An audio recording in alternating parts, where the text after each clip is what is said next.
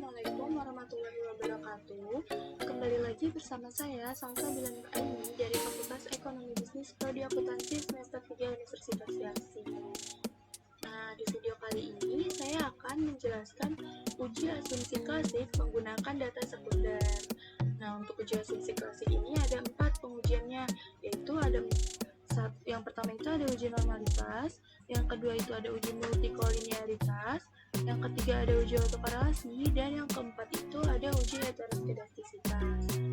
Nah, di video kali ini saya akan menjelaskan yang tiga dulu, yang uji normalitas, uji multikol, dan uji autokorelasi. Yang pertama itu ada uji normalitas. Uji normalitas itu tuh ada dua cara untuk pengujiannya. Yang pertama itu menggunakan grafik histogram dan normal PP plot. Yang kedua itu dengan uji one sample KS. Kita langsung ke menu SPSS aja untuk mengujinya. Nah, di sini sudah ada nih datanya. Ada 10 data ya, ada 10 variabelnya ini. Jumlahnya itu ada 10 variabel. Ada bank, keuntungan, aset, dan harga saham. Untuk keuntungan ini dia itu tuh variabel Y atau variabel dependent. Untuk aset dan harga saham ini yaitu variabel X atau variabel independent. Aset ini variabel X1 dan harga saham ini variabel X2.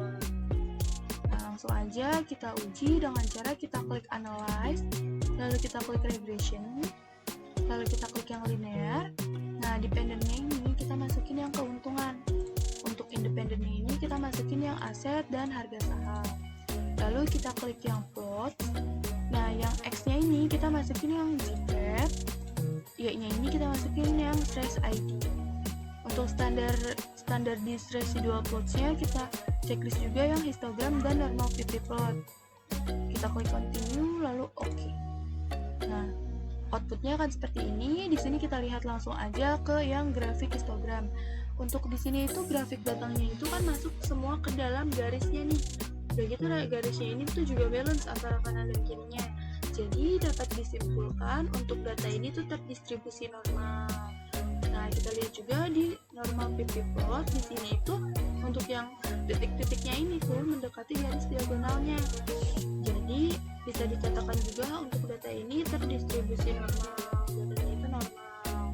Nah, yang kedua itu kan pengujiannya dengan uji one sample KS. Itu kita di sini kita minimize, kita langsung klik analyze, lalu non parametric test, lalu delegasi dialog, kita klik yang one sample KS. Nah, untuk uji one sample KS ini juga ada dua cara nih. Yang pertama ini kita masukin semua variabelnya ke dalam tes variabelnya. Jadi ini kita masukin semua yang keuntungan, aset, dan harga saham kita masukin, kita klik OK aja langsung. Nah, outputnya akan seperti ini. Sudah muncul di sini itu bisa kita lihat untuk variabel keuntungan. Di sini kita lihatnya di asymmetric to tailored-nya aja ya. Untuk yang variabel keuntungan asymmetric to tailored-nya itu 0,031, variabel aset asymmetric to tailored-nya itu 0,030. Untuk variabel harga saham asymmetric to tailored-nya itu 0,106. Nah, untuk variabel yang harga saham ini kan asymmetric to tailored-nya itu kan 0,106 yang berarti lebih besar dari 0,05. Maka dapat dikatakan untuk variabel harga saham ini itu tuh terdistribusi normal. Nah, ini kita minimize aja langsung cara yang kedua. Uji one sample KS cara yang kedua itu dengan menggunakan data residual. Nah, di sini kan belum ada nih data residualnya, jadi harus kita buat dulu. Caranya kita klik analyze, kita klik yang regression, lalu linear. Nah, untuk dependent dan independentnya itu masih sama seperti ini.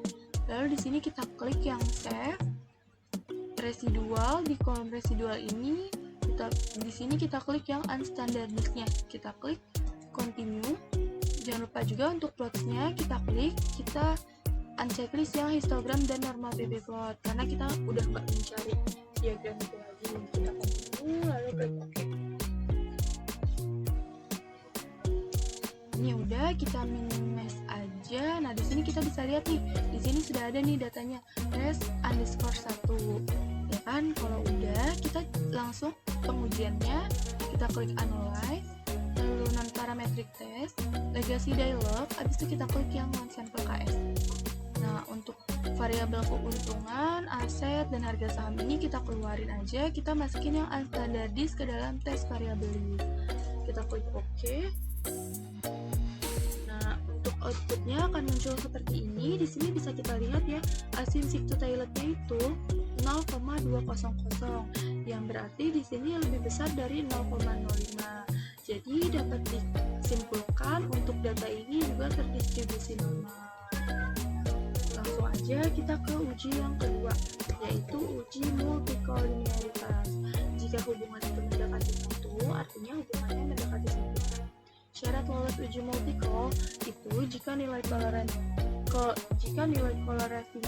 korelasinya harus kurang dari 0,80. Atau dapat juga dengan melihat nilai toleransinya itu lebih besar dari sama dengan 0,10 atau 10%, dan nilai VIF-nya atau variance inflation faktornya itu kurang dari sama dengan 10. Maka tidak terjadi multikol. Kita langsung aja ke uji SPSS-nya. Kita menu SPSS-nya. Di sini pengujiannya caranya kita klik analyze, lalu kita klik yang regression, kita klik yang linear. Untuk dependent dan independennya masih sama, jangan dirubah. Lalu kita klik yang statistik. Di sini itu kita checklist yang estimate, model fit, covariance metric, dan collinearity diagnostic. Kita klik, lalu kita klik continue. Nah, jangan lupa di save ini kita klik juga. Untuk residualnya ini kita, yang unstandardized ini kita unchecklist karena kita udah nggak mencari data residual lagi. Kita klik continue, lalu oke. Nah, di sini itu sudah muncul outputnya seperti ini. Bisa kita lihat di kolom yang koefisien pada tabel tolerance dan VIF-nya. Di sini itu untuk variabel aset dan harga saham ini di sini tuh kebetulan sama nih, untuk nilai tolerance dan VIF-nya sama-sama 0,533 dan VIF-nya itu 1,876. Nah, di sini kan nilai toleransinya itu kan 0,533, yang berarti lebih besar dari 0,10, dan nilai VIF-nya ini 1,876 yang berarti kurang dari 10.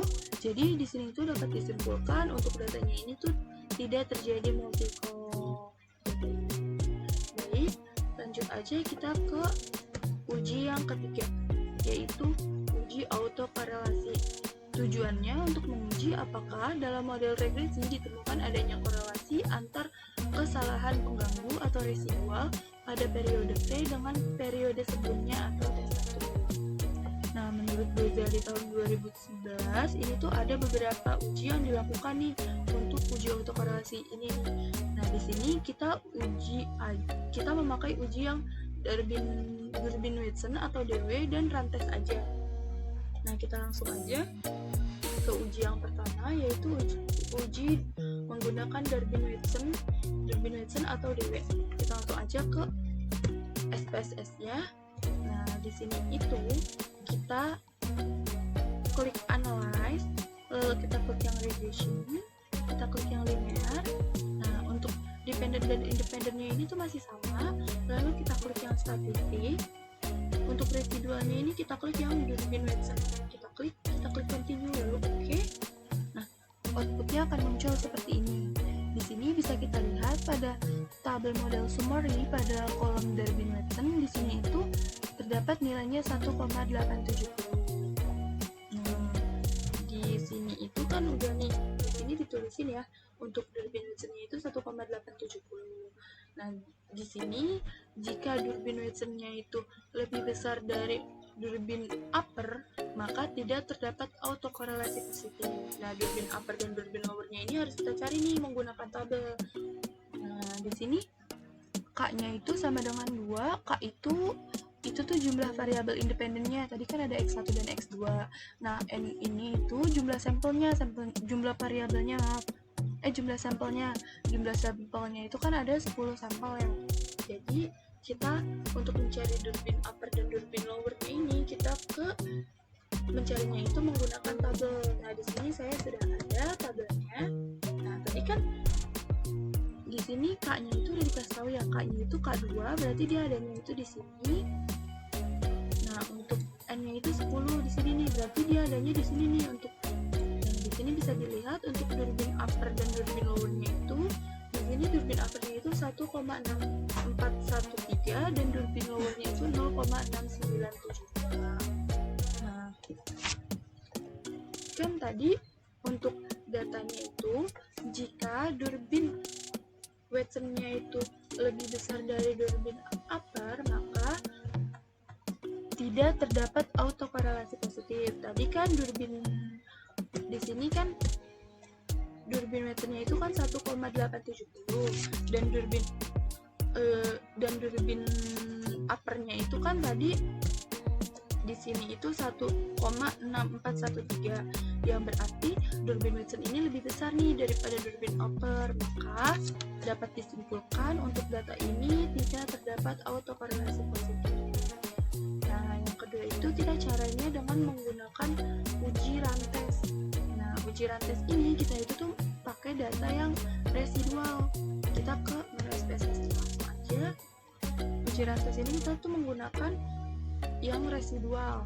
Nah, caranya di sini kita klik analyze, lalu non parametric test, kita klik yang legacy dialog, lalu kita klik yang runs di sini.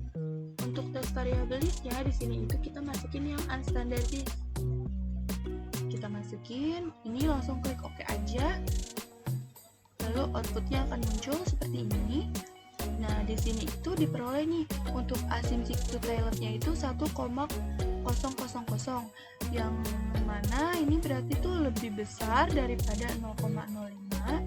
Jadi dapat disimpulkan untuk data residual ini tidak terjadi autokorelasi antar residual-residual. Nah, sekian untuk penjelasan dari saya. Kurang lebihnya mohon maaf.